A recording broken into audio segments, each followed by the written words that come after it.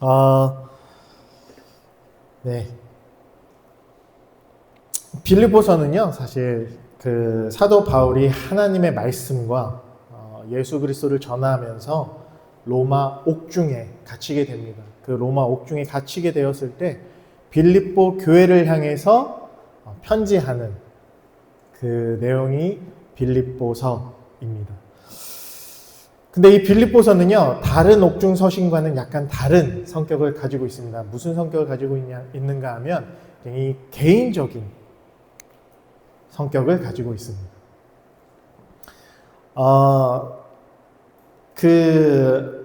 이 개인적인 성격을 가지고 있는 것은 무엇이냐면 공적으로 어떤 딱딱한 어투로 편지를 한 것이 아니라 정말 자기 가족에게 그리고 자기가 정말 사랑하는 사람들에게 편지하는 형식으로 글을 썼다라는 것입니다.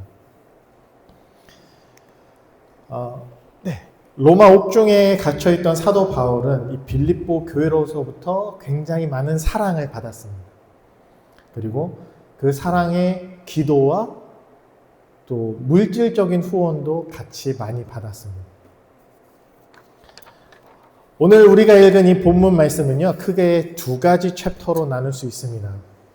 그 먼저는 감사입니다. 감사. 두 번째는 그 감사에 대한 간구로 이루어져 있습니다.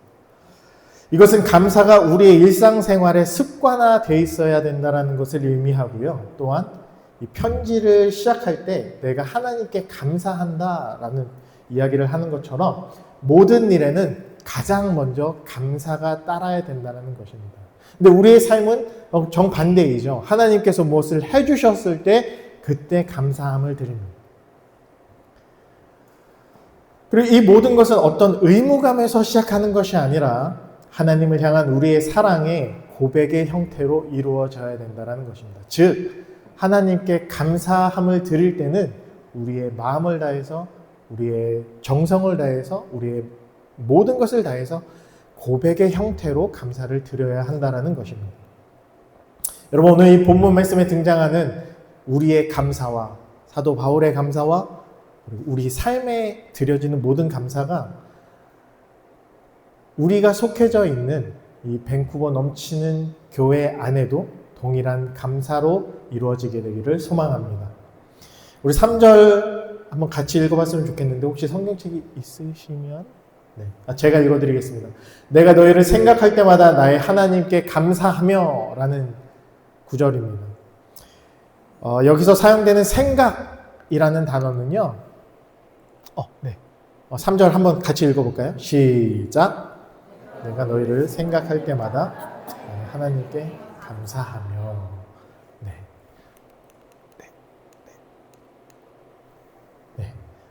여기서 사용되는 생각이라고 하는 단어는요, 문네이아라는 단어로 사용됩니다. 이 문네이아라고 하는 이 단어는요, 기억하다, 때로는 회상한다라는 말로 쓰여집니다. 여러분, 근데 이 단어가 조금 특이한 성격을 가지고 있습니다.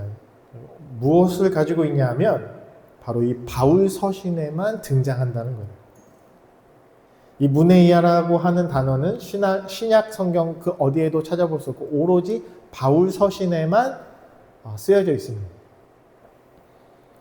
여러분 이 단어가 사람에게 적용될 때, 그러니까 사람을 향해서 이 문네이아라고 라는 단어를 썼을 때는요, 누군가를 기억하거나 또는 누군가를 기념할 때 사용되는 단어입니다.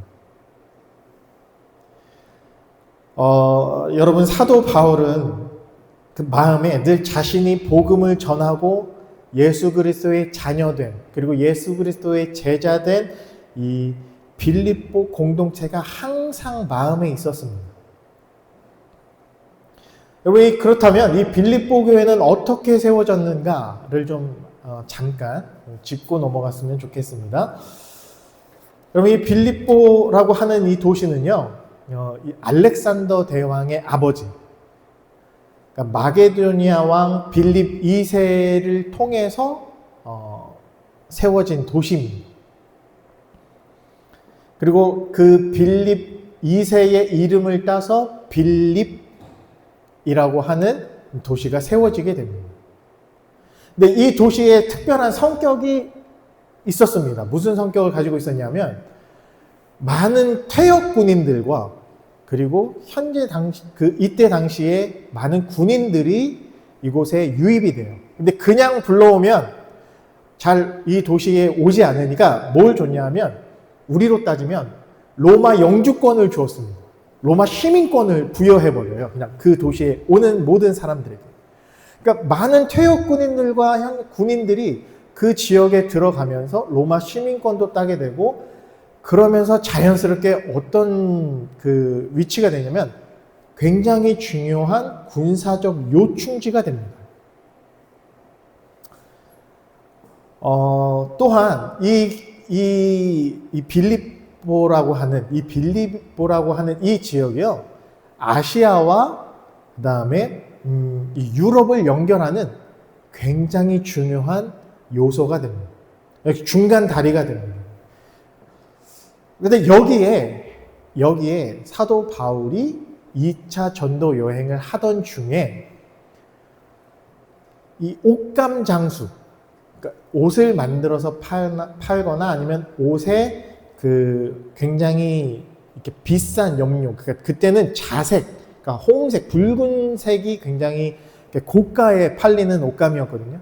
그 옷감 장사를 하던 루디아라고 하는 여인을 만나서 복음을 전하고 그 여인이 그 복음을 받아들이고 그 루디아 여인의 가정에서 드려지는 첫 그 가정 교회가 바로 이 빌립보 교회의 시초가 됩니다.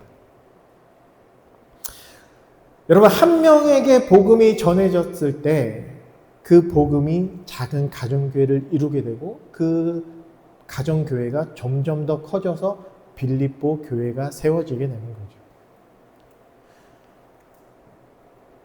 여러분, 이 복음이 전해지면서 세워진 이 교회가요, 얼만큼 사도 바울의 그 사역과 그의 그 전도 여행에 열정적으로 지원과 기도를 했냐 하면, 성경에 오늘 읽은 본문 말씀에 너희가 나와 처음부터 지금까지 함께 했다. 근데 그냥 함께 한 것이 아니라 마음을 다하고 뜻을 다해서 내 사역에 전심을 다해서 함께 했다라고 사도 바울이 이야기합니다. 여러분, 이것은 그냥 우리가 교회를 세웠고 이 교회에 그냥 하루 한 주 그냥 예배가 시작되네, 오늘도 예배가 있네, 이래서 그냥 예배에 와서 참여하고 그냥 파하고 교제 나누고 그냥 서로 웃으면서 이렇게 지낸 게 아니라 모였을 때마다 그 사도 바울의 그 하나님을 기억하고 예수 그리스도를 기억하고 그리고 그 사역을 감당하고 있는 그 사도 바울을 기억하면서 끊임없이 중보하고 때로는 필요한 재정을 보내고 또 계속적인 그 믿음의 커뮤니케이션이 일어났다는 거예요. 그러니까 사도 바울의 마음에도 이 빌립보 교회가 굉장히 특별하게 자리 잡고 있었습니다. 비록 몸은 떨어져 있고 지금 당장 사도 바울은 로마 옥중에 갇혀 있는 그런 상황이었지만 그래도 사도 바울은 자신이 세운 교회와 자신이 말씀을 전해서 예수께 돌아온 그 빌립보 사람들을 위해서 끊임없이 기도했다라는 거예요.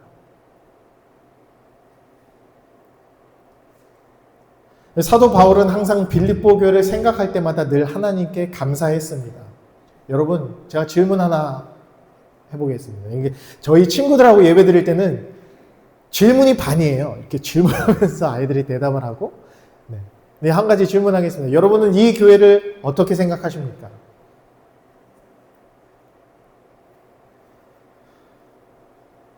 여러분들 삶 속에 이 넘치는 교회가 어떤 의미를 가지고 계십니까?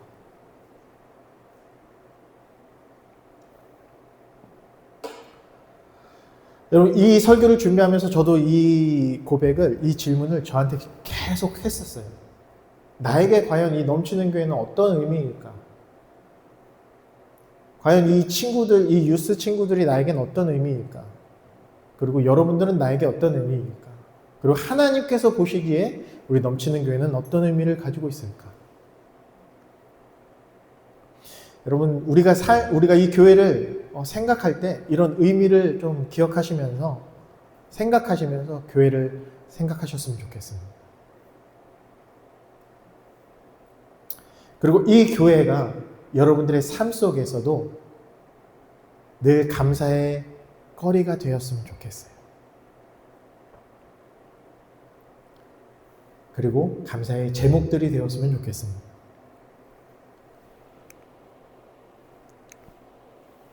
네.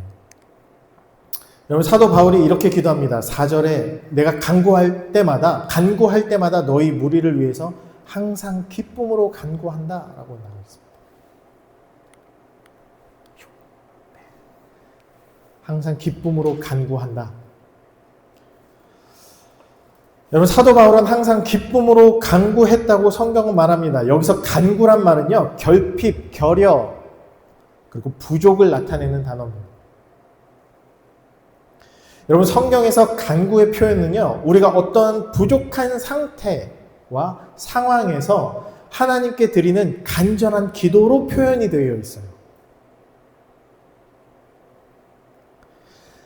즉, 바울은 빌립보 교회를 위해서 기도할 때 항상 부족함을 채우시고 결여되어 있는 그 어떤 것을 채우시는 하나님의 은혜가 있기를 소망하면서 그 교회를 위해서 기도했다라는 것입니다. 여러분, 근데 우리가 한 가지 더 놓고 생각해 봤으면 좋겠는데요. 여러분, 이것은 우리가 앉아있는 이 교회를 향한 말씀뿐만이 아니라 하나님의 성전된 우리에게도 적용할 수 있습니다. 여러분, 우리가 살아가면서 모든 것이 풍족하면 얼마나 좋겠어요. 그렇죠? 돈도 많고 모든 관계가 다 좋고 가정도 행복하고 내 몸도 건강하고 얼마나 좋겠습니까? 물질 만능주의에서 살아가고 있는 우리에게는 물질의 풍족이란 굉장히 커다란 혜택과 생활의 안정감을 가져다 줍니다. 하지만 우리의 삶은 그렇지 못하죠. 물질뿐만 아니라 가족의 문제, 또 직장의 문제, 생활의 문제, 여러 가지 영적인 결핍, 또 어떤 분들에게는 스테이터스의 문제들, 그런 부족함이 삶에는 늘 찾아다니고 늘 쫓아옵니다. 근데 나의 생활에 그렇게 쫓기다 보면 우리가 가장 먼저 뭘 잊어버리기 쉽죠? 신앙을 잊어버리기가 매우 쉽습니다. 왜요? 하나님께서는 우리에게 보이지 않으니까. 여러분, 사람은 보이는 것에 초점을 맞추게 돼 있어요. 그렇죠? 돈은 보이죠. 다른 사람과 비교하기 너무 쉽습니다. 나의 생활에 쫓기다 보면 우리가 하나님을 잊어버리고 말씀 묵상하는 것도 잊어버리고 때로는 기도도 잊어버리고 하루하루 급급하게 살다가 일주일 그냥 생각 없이 그냥 막 쫓기다가 주일날 시간이 돼서 이곳에 오는 그런 삶을 드릴 때가 때로는 있습니다. 그러니까 우리의 힘으로는 어쩔 수 없는 그런 시간들이 우리에게 꼭 있어요. 그것 때문에 때로는 우리의 삶에 또 저의 삶에 굉장히 화가 날 때도 있습니다. 모양은 다르고 상황은 다르고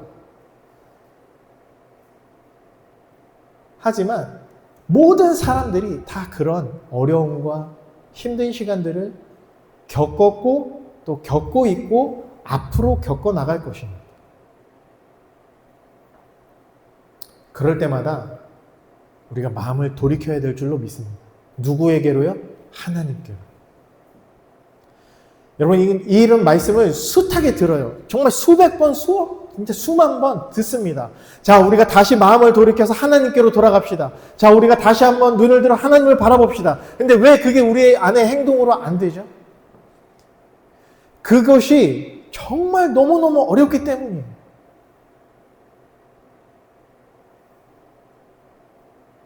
기쁨으로 먼저 선포하는 삶을 사십시오. 하나님을 먼저 선포하는 삶을 사십시오. 눈에 보이는 것 없고 손에 잡히는 것 없고 때로는 안갯길처럼 보이는 나의 삶에 하나님을 먼저 선포하십시오. 그러면 그 안갯길 가운데 하나님이 우리에게 선한 빛을 보여주실 줄로 믿습니다. 우리는 그 빛을 따라가야 되는 거예요. 우리가 그 빛을 신뢰하며 따라갈 때 우리 삶에 하나님의 역사하심이 일어날 줄로 믿습니다. 세상 사람들은 돈을 쫓아서 때로는 자신의 쾌락을 쫓아서 살아가기에 바쁘지만 우리는 기쁨으로 하나님의 은혜를 갈구하며 또 그런 삶을 살아가게 되기를 주님의 이름으로 축복합니다. 여러분 6절입니다. 너희 중에 착한 일을 시작하신 이가 그리스도 예수의 날까지 이루실 줄을 우리가 확신하노라. 여러분 너무 유명한 구절이죠. 너무 아름다운 구절입니다. 여러분 우리의 삶은 하나님께서 계획하고 수행하시는 줄로 믿습니다. 여러분 여러분들의 삶은 우연이 없습니다. 하나님의 철저한 계획 아래 살아가고 계신 줄로 믿으시기를 바랍니다. 그래서 여러분 우리는 결코 좌절하지도 또한 넘어지지도 않습니다. 왜요? 그분이 우리의 삶을 완전하게 만들길 원하시기 때문입니다. 사도 바울은 너희 속에 착한 일을 시작하시는 분, 여기서 착한 일은요 아가도스라고 하는 단어가 쓰였는데요. 이 단어는 사람이나 인물에게 사용될 때는 올바른 또는 정직한 이라는 단어로 사용되어집니다. 그리고 일이라는 단어는요 사람의 손에서 어떤 기술이나 또 완성품이 만들어져 가는 것을 의미합니다. 즉 이것을 합쳐보면 하나님 손 안에서 완벽하게 되어지는 일이라는 것입니다. 여러분들의 삶이 그렇게 지금 만들어져 가고 있다는 거예요. 여러분 이 말씀을 준비하면서 저에게 너무나도 큰 위로가 됐어요. 하나님이 내 인생을 버려두시는 게 아니구나. 힘든 고난 가운데서도 하나님은 끊임없이 내 삶을 완전하게 만들어 가고 계시는 것이구나.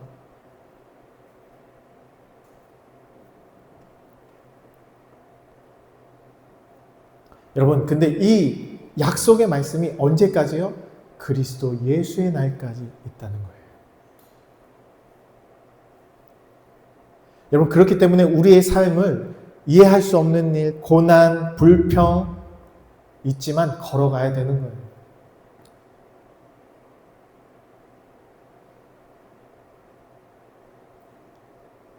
그것이 하나님이 우리를 향한 하나님의 열심이기 때문입니다. 여러분은 가끔 생각합니다. 우리가 기도 열심히 하면, 우리가 무엇을 열심히 하면 하나님께서 은혜를 주실 거야. 아니에요. 잘못된 거예요. 그 반대입니다. 하나님의 열심이 있기 때문에 우리의 삶이 있는 거예요. 하나님의 열심이 있기 때문에 우리가 지금 여기 있는 거예요. 그걸 잊어버리지 않는 여러분들의 삶이 되시기를 축복합니다.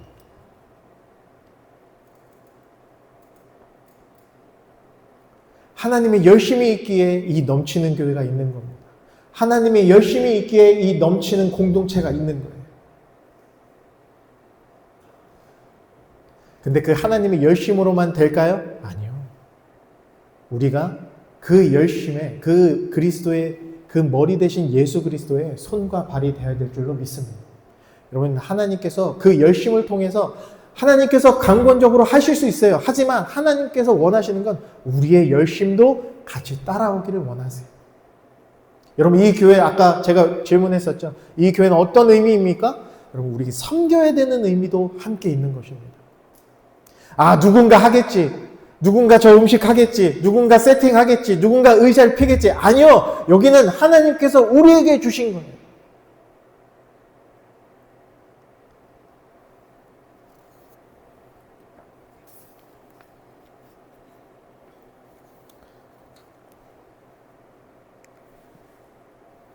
누구의 교회인가? 우리 모두의 교회입니다. 물론 하나님의 교회입니다. 하나님이 주인 되셔야 되고 하나님이 제일 선봉에 서 계셔야 됩니다. 하지만 그 하나님이 우리를 통해서 일하고 싶어 하신다는 거예요. 여기 계신 모든 분들과 함께 일하고 싶어 하신다는 거예요.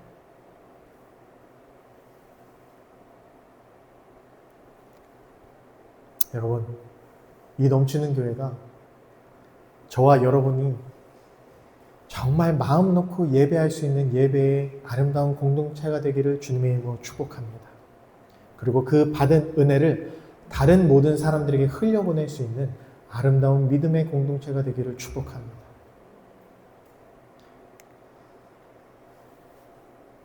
네.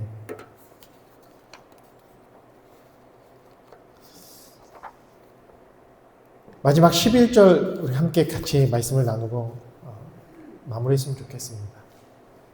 11절에요. 제가 읽겠습니다. 예수 그리스도로 말미암아 의의 열매가 가득하여 하나님의 영광과 찬송이 되기를 원하노라 라는 말씀입니다. 여러분, 예수 그리스도로 말미암아 의의 열매가 가득한 우리 공동체가 되기를 소망합니다. 여러분, 갈라디아서 5장 22절 23절에 보면 성령의 9가지 열매가 나옵니다. 너무나도 많이 들었어요. 뭐 있죠? 보이신 것 아무거나 좀 얘기 좀 해주시겠어요? 사랑, 희락, 또 뭐 있죠? 화평, 계속 해보세요. 네, 자비, 네, 맞죠? 그죠? 네, 많아요. 네, 많습니다. 사랑과 희락과 화평과 오래 참음과 자비와 양성과 충성과 온유와 절제.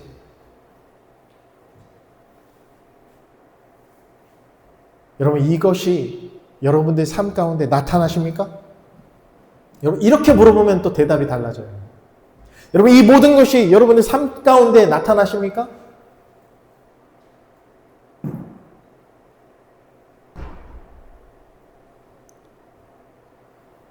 혹시 이 성령의 9가지 열매를 내가 다 가지고 있다고 여기 생각하시는 분들이 있다면 잊어버리지 않기를 바랍니다. 사랑, 희락, 화평, 오래 참음, 자비, 양선, 충성, 온유, 절제. 여러분, 이것은 성령의 9가지 열매, 하나님께서 우리에게 주신 열매예요.